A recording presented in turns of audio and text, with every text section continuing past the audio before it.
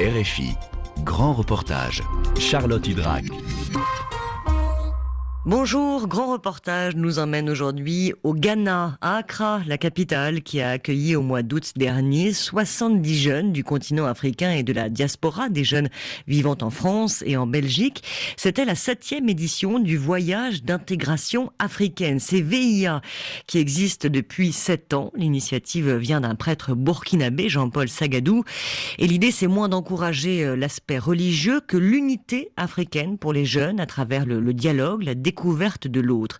Après le Burkina Faso, le Bénin, le Togo, le Sénégal ou encore le Mali, cette année donc, direction le Ghana qui commémore les 60 ans de son indépendance en 2017 autour de la figure phare de l'unité africaine, Kwame Nkrumah.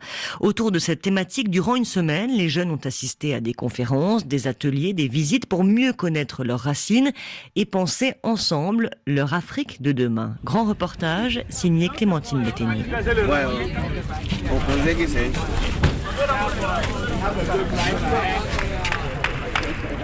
Approchez-vous s'il vous plaît. Ce lieu s'appelle Cape Coast Castle, c'est-à-dire le château de Cape Coast, ou encore Saint George Castle. Ce château a été construit par les Portugais en 1482 et en 637, les Hollandais l'ont pris par la force. Les esclaves qui étaient traités ici sont venus du Burkina, du Mali, de la Côte d'Ivoire, du Togo, etc. Et quand on les amène, il n'y a pas de véhicule. Et en plus, vous êtes des esclaves.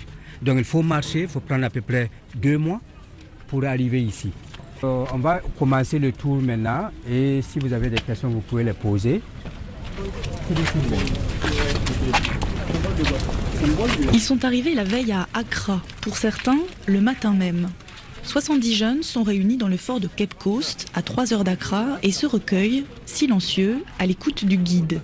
Ils viennent du Sénégal, du Mali, du Togo, du Bénin, du Burkina Faso et de France et de Belgique, originaires de République démocratique du Congo, du Rwanda ou encore de Côte d'Ivoire. Dans ce lieu resté quasi intact depuis le XVIe siècle, ces jeunes, sur les traces de leurs racines, ont en commun ce lourd passé de l'esclavage. Donc, selon l'histoire, à peu près 3 millions d'Africains ont passé par le Castle d'Elmina, passé par là pour aller là. Et sur les 3 millions, les 2 millions sont morts. Voilà, donc 1 million a survécu. Donc d'autres sont morts ici, d'autres sont morts dans les forêts, d'autres sont morts aussi durant le voyage. Ruvi est français, d'origine congolaise. Il est arrivé de Brazzaville il y a 7 ans. Aujourd'hui âgé de 22 ans, il vit à Paris. Ses premiers pas au Ghana foulent le fort de Cape Coast. Très ému, il fait la visite un peu à l'écart du groupe. Visiter cet endroit, c'est un peu revoir un peu ce qui m'a toujours été expliqué lorsque j'étais à l'école. Bon, après à l'école c'est plutôt la théorie et là on passe un peu à la pratique.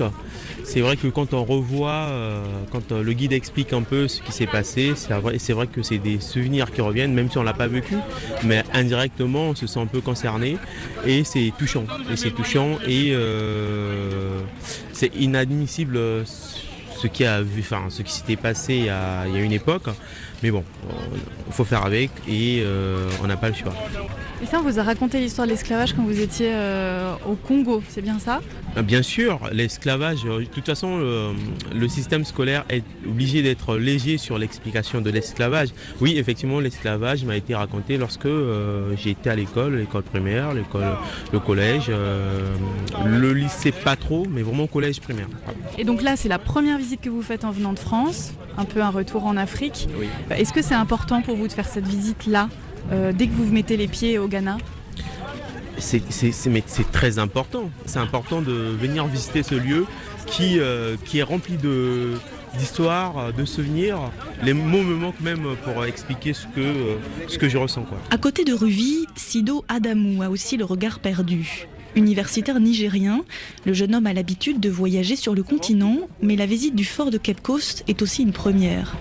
Dans ce voyage au Ghana, il était surtout attiré par la perspective de rencontrer des jeunes de la diaspora. Ils ont certainement des visions que nous n'avions pas, et certainement que nous avions des visions que non pas.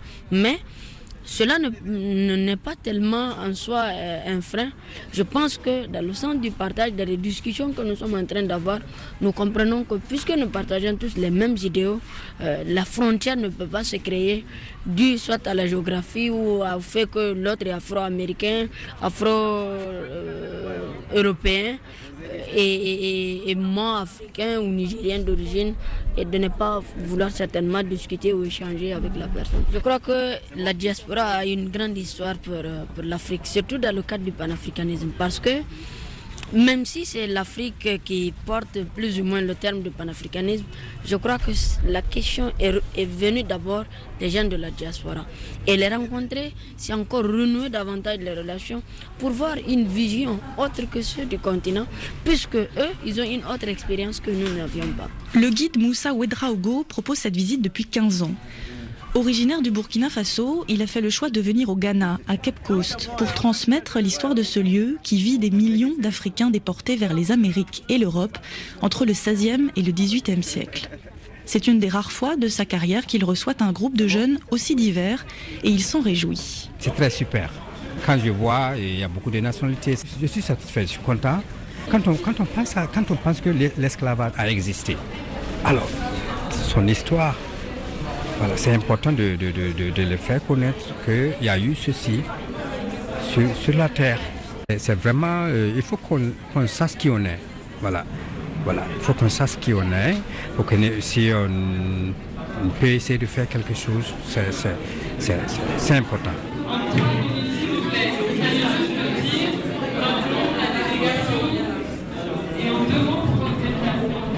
Ce qu'on va faire maintenant, c'est ce qu'on appelle chez Hidaya un Bantou Meetup. C'est une manière de se connaître tous un peu plus. C'est parti d'un constat qui nous disait qu'en fait, il y a énormément de langues et de langages en Afrique, et parfois, pour se comprendre, c'est un peu compliqué. Du coup, avant de travailler ensemble, on va essayer de se connaître un peu plus, de communiquer sur soi, de découvrir des pays qu'on ne connaît pas forcément, des aires culturelles aussi, de communiquer sur notre vision de l'Afrique et du panafricanisme. Alors pour ça, vous allez avoir des travaux à faire. On vous a dit que c'était participatif et actif, et du coup ça commence maintenant pour vous. On va vous donner 2 papiers. Alors sur un premier papier, vous devrez écrire les noms, les prénoms, les origines culturelles des personnes qui sont dans votre groupe. Donc chacun va donner son nom, son prénom, d'où il vient et pourquoi il est ici. Sur un deuxième document, vous allez répondre à des questions. Donc on va vous donner des cartes avec des questions bien précises auxquelles il faudra répondre dans l'ordre.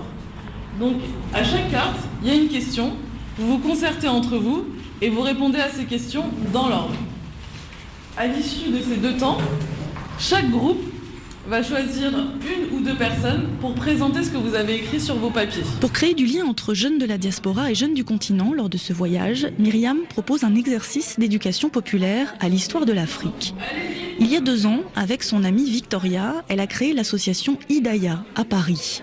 L'idée, valoriser les savoirs panafricains auprès de la jeunesse africaine afrodescendante.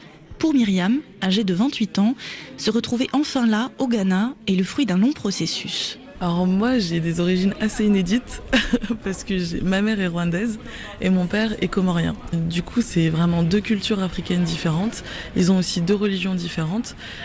Donc j'ai vraiment été élevée dans un cadre de partage et de tolérance vis-à-vis des 2 mondes africains auxquels ils venaient.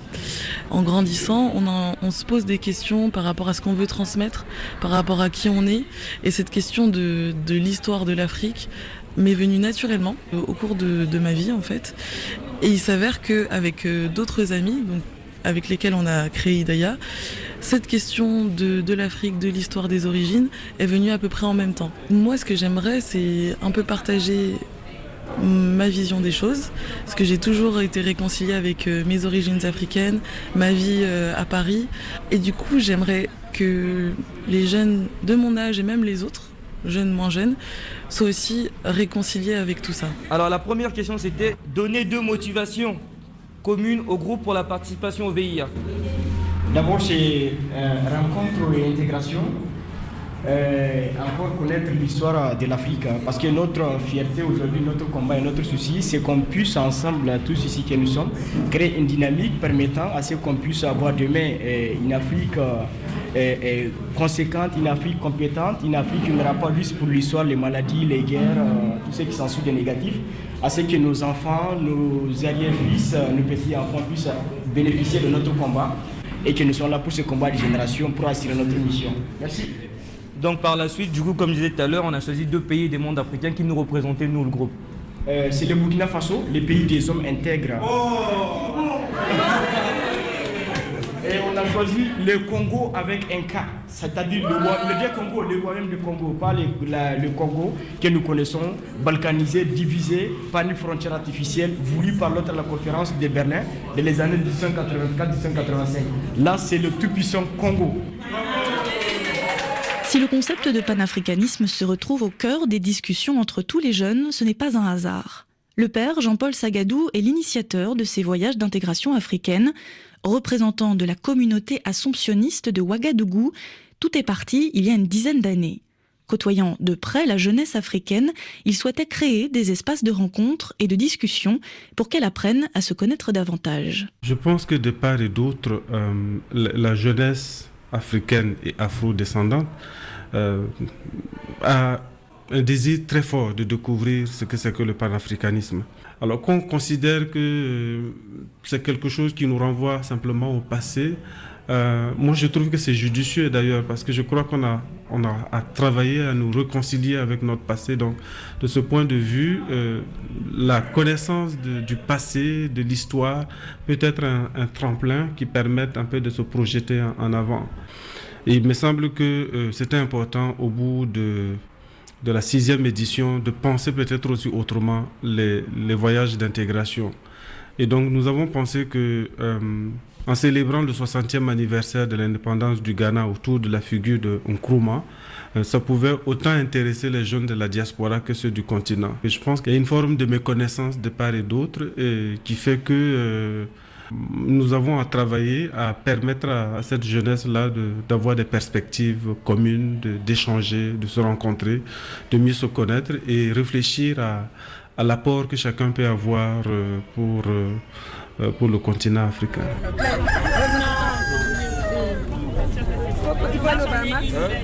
C'est dans cet esprit que Beverly est venue participer à ce voyage au Ghana. Devant le mausolée de Kwame Nkrumah, figure légendaire du panafricanisme, elle se sent fière d'être africaine.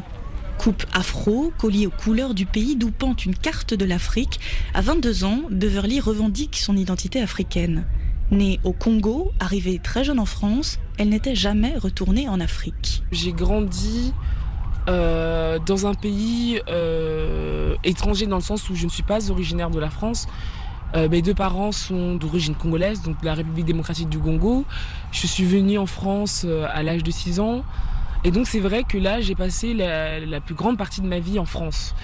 Et c'est vrai que je me trouve dans une position assez délicate puisque en France, je suis peut-être pas forcément considérée comme totalement française. Et si aujourd'hui je pars en République démocratique du Congo, je ne serai pas totalement considérée comme une Congolaise, ce qui est tout à fait légitime puisque je n'ai pas vécu là-bas. Et c'est vrai que pour moi, voilà, avoir tous ces signes, c'est vraiment revendiquer mes origines, que je connais mes origines. Bien sûr, je suis assez jeune, donc je ne connais pas toute l'histoire de l'Afrique. Et c'est notamment cette idée-là du panafricanisme, d'être conscient qu'on est tous africains, et ça regroupe pas seulement l'histoire, mais vraiment l'économie, le côté social, le système éducatif. Donc c'est vraiment tout un ensemble, c'est un pan de recherche énorme, parce que c'est grâce à son histoire qu'on peut façonner sa personnalité et construire un meilleur avenir.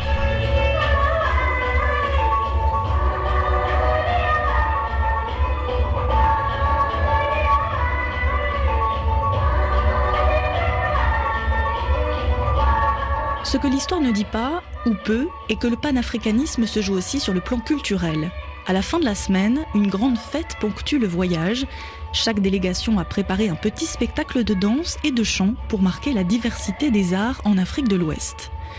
Natacha a 26 ans, elle est très apprêtée, une robe colorée, des accessoires et des bijoux qui brillent pour l'occasion. Elle participe au VIA depuis la 6e édition. Contrairement à la diaspora, venue plutôt chercher la mise en œuvre du panafricanisme, Natacha souhaitait apprivoiser la théorie, cette notion étant déjà bien présente dans son quotidien. Même avant le voyage, je peux dire que on a déjà un peu de panafricanisme en nous. Moi particulièrement, je suis pas contente quand les gens autour de moi ne sont pas contents. Donc j'aime que tout va bien, quoi. J'aime toujours qu'il y ait la paix et tout. Donc déjà quand tu regardes au niveau même de la maison qu'il y a quelque chose qui ne va pas, tu as tendance à vouloir que tout aille bien. Et moi, voyant par exemple mon pays, comment est-ce que ça se passe, je me dis que si en fait on est ensemble et qu'on lutte ensemble, on a les mêmes idéaux, tout pourra marcher. Donc et tout commence toujours par soi-même. Et je me dis, en participant à ces trucs-là, en parlant aux autres, je peux les amener aussi à avoir la même vision, même si c'est pas facile. On voit même entre nous jeunes du quartier, on peut faire ici. Et je pense que déjà même sur Panaf, ça commence par là. Et c'est doucement maintenant qu'on voit au niveau général pour améliorer les conditions de l'Afrique. Donc déjà à ce niveau-là, moi je ne voyais pas déjà panafricanisme et tout, mais je voyais des petits trucs comme ça et au quotidien avant maintenant que l'idée même de panafricanisme vienne et voilà avec les grands penseurs et tout et voilà je me dis avec ces voyages-là, j'arrive à plus structurer ça et mieux voir la chose et je vois que j'étais déjà dans cette idée-là donc c'est bien. Bonsoir à tout le monde. Nagadef. Assalamu alaikum. Nagadef.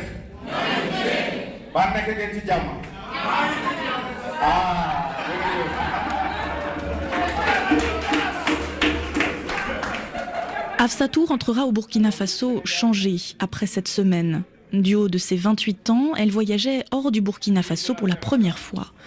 Grande boucle d'oreilles, habillée de noir, Hafsatou est moins timide qu'elle n'en a l'air. Elle est professeure d'anglais au pays. Elle nous livre ce que le voyage lui a apporté, comme une petite graine plantée. Ces rencontres étaient très riches parce qu'on a rencontré plein de monde, ceux de la diaspora, ceux du continent. Et je trouve que ça va personnellement nous permettre à tout un chacun d'enlever ses préjugés. Pas parce qu'on est en France qu'on est différent. Et même étant en France. Et vraiment, ça m'a aussi forgé en me disant que ils sont en France, mais ils pensent à l'Afrique. Là, c'était quand même quelque chose, ça m'a un peu touché. Ça me prouve que même étant en Afrique, il y a d'autres qui sont hors de l'Afrique, mais qui sont en train de réfléchir à comment revenir à nos valeurs culturelles. Donc je pars forger en me disant que même dans mes classes, j'inclus petit à petit ces idées et l'Afrique va se développer à la longue. J'en suis convaincue.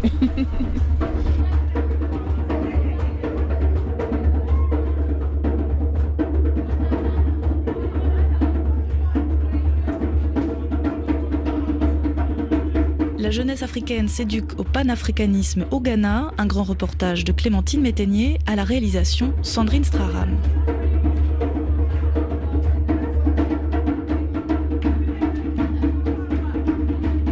De la chaloupe bourlinguant gracieusement au large du Cap-Vert,